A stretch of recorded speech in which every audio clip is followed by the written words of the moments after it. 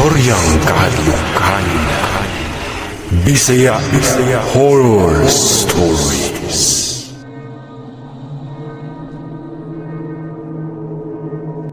Maayong adlaw sa mga tigpaminaw ug tigbasa sa istoryang kahadlukan. Itago lang ko sa pangalan nga Robert, 20 City Anyos, ug kasamtangang nagtrabaho sa usa ka factory sa Mepsa, Lapu-Lapu City, dinhi sa Cebu. Kining akong istoryang kahadlukan nga akong i-share base ni sa na-experience nako kaniadto.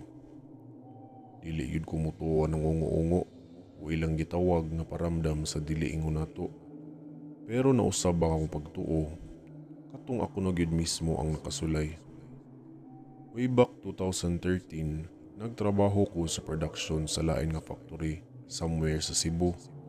Di na lang nako i-mention pod aron sa seguridad. Pinaspasay among trabaho atong panahon na. Kay lagi, in demand man ang among produkto ato nga season. Naiusahay nga tagdugay ko makauli.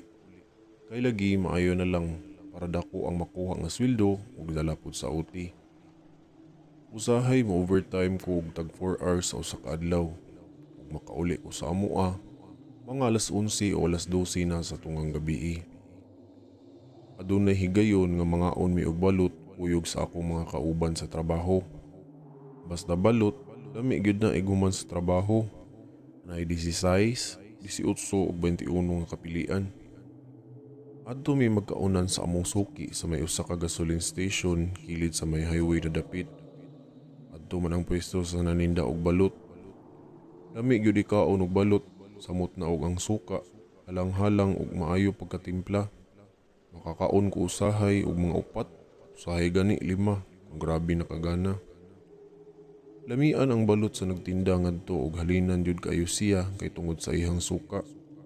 Usahay gani, di kaabtan og alas 12, mahurot na dayon ang balot niya nga gitinda.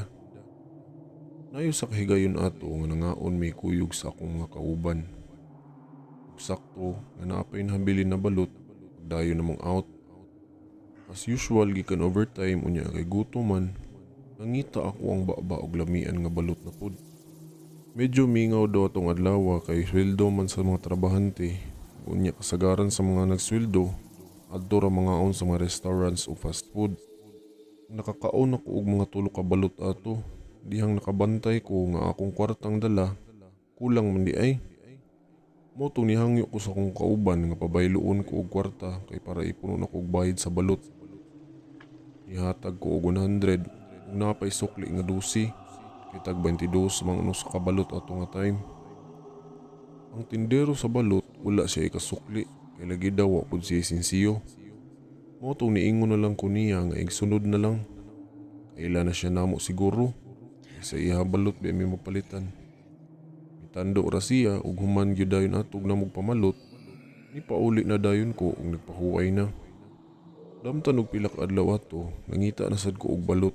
Ug akong giagda ang akong kauban nga mga unmi. Pero nibalibad siya kay busog daw siya. Iya mo pauli pud siya og sayo kay birthday kuno sa iyang anak atong adlaw. Maiha para pud ang mga ni overtime atong adlaw sad.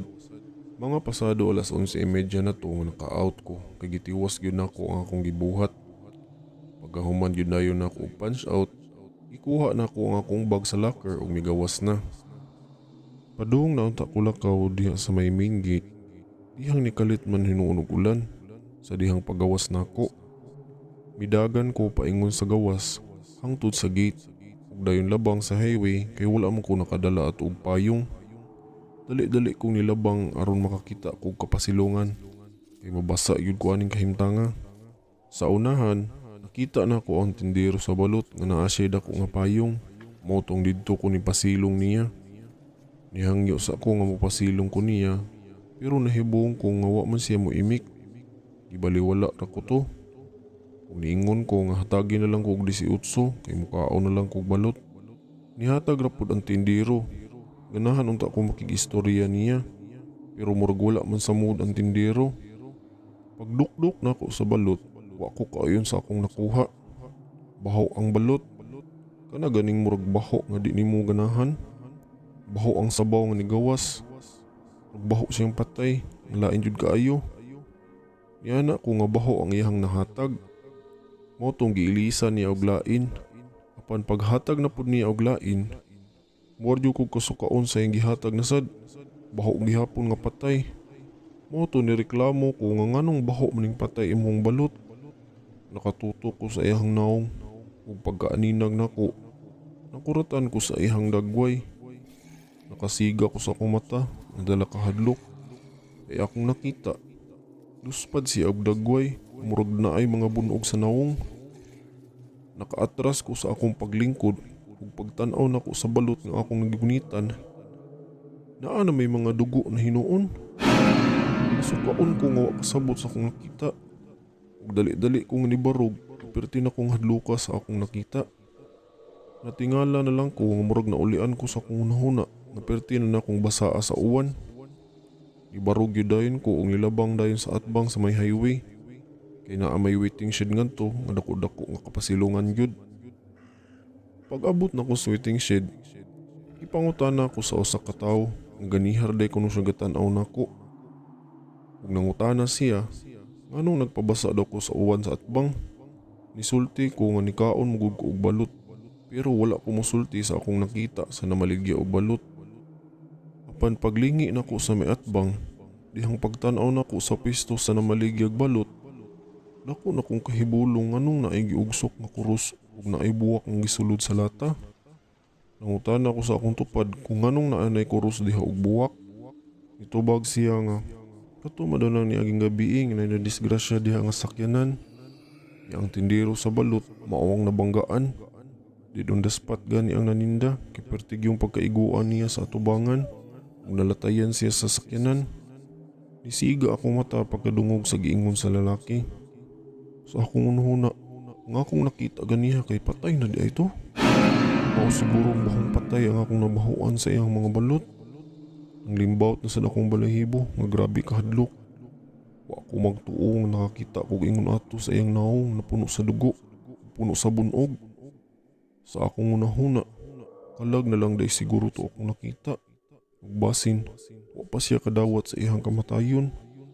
Pagkaugma gyud ni ana, istorya ko sa akong kauban kabahin sa nasinatin akong kahadlok gabi. Niya na pud akong kauban nga hasta pud daw siya, wala siya katulog. Kay sawa pa daw tumabangga ing gabi una. Alas 9 ato sa gabi ang tindero sa balot gitunol pa daw to sa 12 pesos nga sukli na kung gibayad atong 100 pag niaging adlaw. Mao tong parehas mi nga nang limbawt ang balhibo pagkahibalo sa nitabo sa tindero balot. Sukad ato, ibalhin na mi og pisto nga suki nga naninda pud og balot. Ug tagakaon akong balot. Di gyud malikayan nga mahatagan ko og baho. Makahinumdum gyud dayon ko sa akong suki nga dabanggaan patay diya sa may highway. Ug diri na lang kutob ug daghang salamat sa pagbasa sa akong story. More power sa istoryang kahadlukan, Bisaya Horror Story Channel.